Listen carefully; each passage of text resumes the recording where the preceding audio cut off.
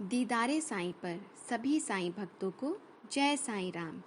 दीदारे साईं पर आज हम उस स्थान के बारे में जानकारी प्राप्त करेंगे जिसका महत्व शिरडी वासियों और साईं भक्तों के लिए अनमोल है, परंतु इतिहास के पन्नों में यह स्थान कहीं खो गया है।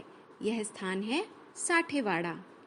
यदि आप शिरडी जाएं तो बाबा के दर्शन के पश्चात आपको उनके भक्तों के घर, खंडोबा मंदिर, शिरडी साईं रसोई और उन सभी स्थानों पर जाना चाहिए जहां पर बाबा के समय में अनेक महत्वपूर्ण घटनाएं घटी। उस समय शिरडी एक छोटा सा गांव हुआ करता था।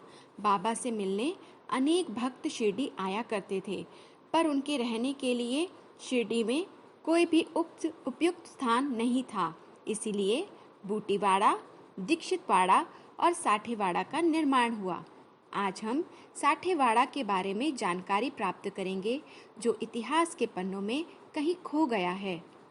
राव बहादुर हरि विनायक साठे ये बाबा के परम भक्त थे और शिरडी आया जाया करते थे।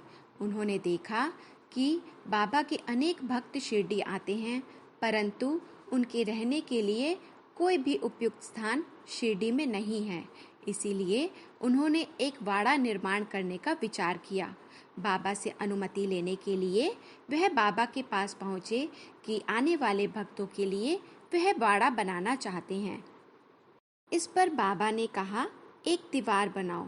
साठे चुप रहे क्योंकि उन्हें बाबा के इस वाक्य का अर्थ समझ नहीं आया कि बाबा क्या कहना चाहते हैं। वह असमंजस में पड़ गए।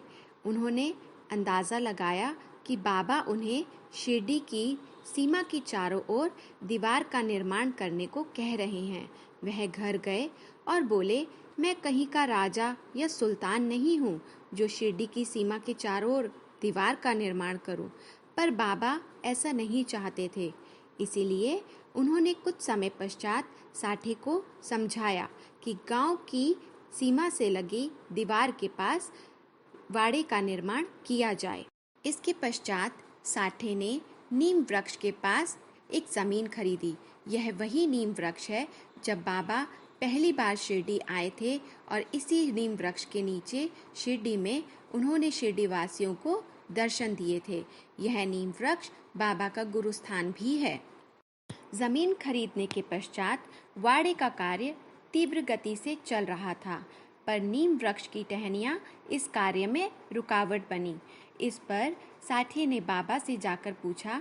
तब बाबा ने कहा कि टहनियों को काट दो, पर किसी में भी हिम्मत नहीं थी कि गुरुस्थान के नीम वृक्ष की उन टहनियों को हाथ भी लगा सके।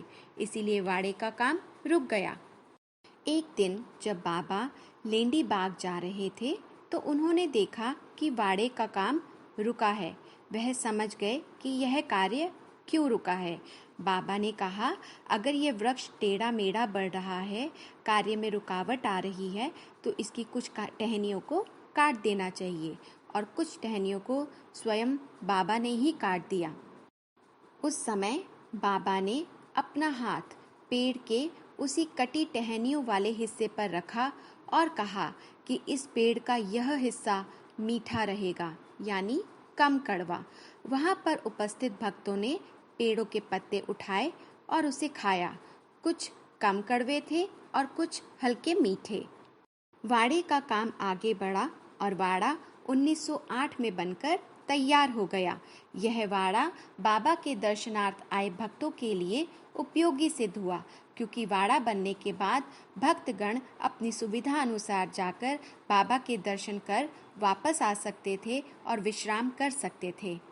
बाबा की समाधि के पश्चात इसी वाड़े के पास बाबा का समाधि मंदिर है, यानी कि पहले समाधि मंदिर, उसके बाद साठेवाड़ा और उसके बाद गुरुस्थान। यह तीनों एक ही सीध में थे। परंतु यह घटना 1997 की है, जिसकी तारीख विदित नहीं है। इस वाड़े को रातों रात तोड़ दिया गया ताकि शिरडीवासी कोई भी साईं भक्त कोई आपत्ति ना दिखा सके और ना ही पूछे कि यह वाड़े को क्यों तोड़ा गया। इस वाड़े के टूटते ही हमने शिरडी से जुड़े एक इतिहास को, बाबा से जुड़े एक प्रमुख इतिहास को खो दिया। ध्यान देने योग्य बात यह है कि उस वाड़े में ऐसे बहुत से भक्त रहे जिनकी बाबा के प्रति अपार भक्ति थी, जैसे कि खड़पड़े जी। वह लोग बाल गंगाधर तिलक के साथ आज़ादी की लड़ाई में उनके साथ थे।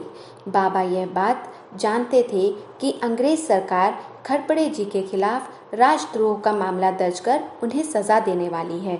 इसीलिए बाबा ने उन्हें बाड़े में अल्पकाल और दीर्घकाल में रहने के लिए स्थान दिया। साईं सगुणोपासना की रचना के.जी. भीष्मा द्वारा इसी वाड़े में की गई। नूलकर जी को सद्गति भी इसी वाड़े में मिली। यदि हम साईं सच्चरित्र पढ़ें तो उसमें लिखा है कि बाबा ने इसी वाड़े में मेघा को बंद दरवाजे से प्रकट होकर मेघा त्रिपुंडा बनाओ बोला था। लेकिन यह वाड़ा अब हमारे बीच नहीं है। हमने बाबा के एक महत्वपूर्ण इतिहास को इस वाड़े के साथ खो दिया। आप सभी साईं भक्तों को जय साईं राम।